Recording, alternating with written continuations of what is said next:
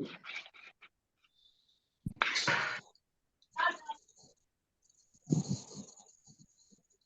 हाँ, तो बेसिकली कहते यही है ना कि हम फलानी जगह चले गए, हमने तीर्थ यात्राएं कर ली, हमने ये कर लिया वो कर लिया।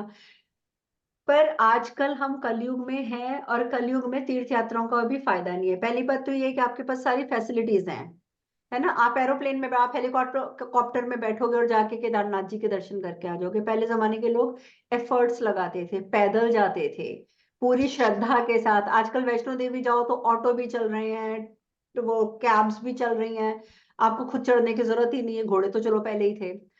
तो बेसिकली वो जो शुद्धता और जिसको प्योरिटी बोलते हैं तीर्थ यात्रा करने की, वो आज की डेट में नहीं है।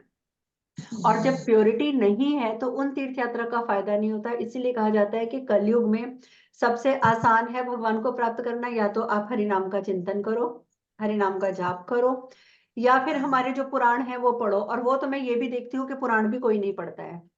अनेजा जी इतनी मेहनत करते हैं, रोज अपलोड करते हैं एग्जैक्ट टाइम पे, पर मैं देखती हूँ 15 लोग 16 लोग बस इतने ही हैं जो पढ़ते हैं। अब आप लोग बताइए कि स्पिरिचुअल ग्रोथ कहाँ से होगी। ये तो हम पर डिपेंड करता है ना कि हम कितना टाइम दे रहे हैं अपने आप को। और मुझे अच्छा नहीं लगता बोलते हुए, लेकिन हमारे ग्रुप में अभी सबको बहुत जरूरत है आगे बढ़ने की। आप माँ लोगों ने मेरा तो दो चल रहा है। क्या चल रहा मैं है। दुकान पे जाती हूँ, जब मेरे पास टाइम रहता है तो मैं शिव महापुराण पढ़ती हूँ, वहीं पे रखी हूँ। अभी तो मैं रोज भेजती हूँ ऑडियो, आपको तो पढ़ने की भी जरूरत नहीं है, आपने तो सिर्फ सुनना है नहीं बैठ। माँ, नहीं नहीं, ये तो अलग है। जो उसमें भी टाइम बचता है मेरे पास, तो मैं उनको खोल के बिल्कुल, पढ़ती हूँ। क्योंकि मैं मान ही नहीं सकती कि 24 घंटे में से किसी के पास 10 मिनट नहीं है। ये तो सबसे बड़ा वाला झूठ है कि जी चौबीस माँ। घंटे में से कोई 10 मिनट निकाल के हमारे पुराण नहीं सुन सकता। वो तो चलते फिरते आदमी सुन लेगा, इजी कान में चलते लगा फिरते, के अपना को। बिल्कुल। मुझे याद है अपने यंग टाइम का, जब मैं यंग टाइम पे मैं सुनती थी ये चीजें, तो मैं किचन में खाना बना रही होती थी और मेरे साथ में अपना फोन पे या कहीं ना कहीं पे मेरी ऑडियो चलती थी जो मैं साथ से सुनते थे। टाइम नहीं मिल रहा एक्स्ट्रा, कोई बात नहीं, क्योंकि मैं भी इन लॉज के साथ थी। जॉइंट फैमिली में कई बार प्रॉब्लम होती है, नहीं निकाल पाता आदमी टाइम। तो आप उस टाइम निकाल लो या सोते समय टाइम निकाल लो, टाइम तो कभी भी निकाला जा सकता है। और हम, आप जानते हैं कि हमारे जो बड़े बुजुर्ग थे वो तो यहाँ तक बोलते थे कि भगवान का नाम आप कहीं पे भी ले सकते हो, आपको नहीं टाइम मिल रहा ना कोई बात नहीं, आप टॉयलेट तो जाते हो, नहाने तो जाते हो, वो काम तो रोज करते हो, उसी टाइम पे कर लो। वो तो उस टाइम पे भी मना नहीं करते थे। आपको याद है ना, गोस्वामी जी जो थे, जब उनसे पूछा गया था कि ये क्या बात है कि आप टॉयलेट में भी बैठ के भगवान का नाम लेते रहते हो, तो उन्होंने यही कहा था, कहते हैं अगर मेरे अभी प्राण निकल गए यहाँ बैठे बैठे तो क्या होगा। तो इसलिए वो तो वो टाइम भी अपना बर्बाद नहीं करते थे। और हम लोगों के पास तो भगवान की कृपा से टाइम होता है, और उसके नहीं बाद टाइम, भी हम बर्बाद करते हैं। This is the fact. बिल्कुल सच्चाई है इसमें। तो मेरे तो यहाँ पे, अगर मैं सैटरडे को आ रही हूँ तो मेरे यहाँ आने का मकसद सिर्फ इतना होता है कि कम से कम मैं एक बार फिर से आपको याद करा सकूं कि आपको अपने लिए समय देना है। नहीं माँ, अच्छा लगता है आप आती हैं तो। नहीं तो हम लोग बेहाल बेघर हो जाते हैं, बिना माँ के हो जाते हैं।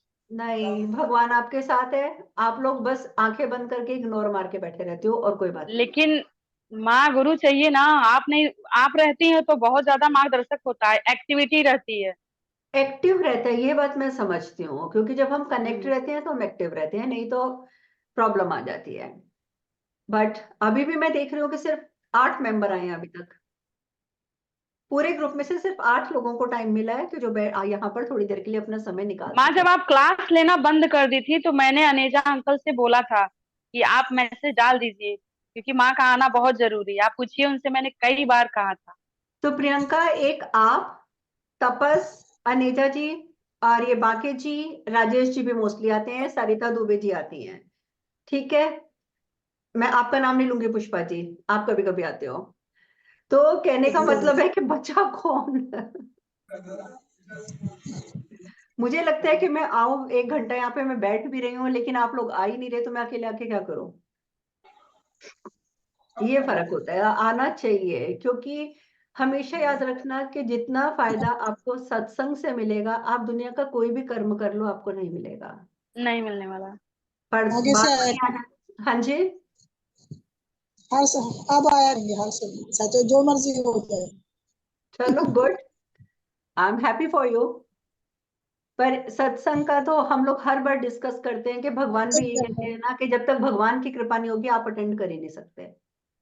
तो नहीं आज कर भी अगर सकते। आप ये 8 मेंबर्स यहाँ बैठे हो, दैट मीन्स आपके ऊपर भगवान की कृपा है, तभी आप यहाँ पर अपनी बातें डिस्कस करने के लिए बैठे हो। नहीं तो आप भी अभी बैठ के या तो खाना बना रहे होते, या टीवी देख रहे होते, या फैमिली के साथ हा हा कर रहे होते।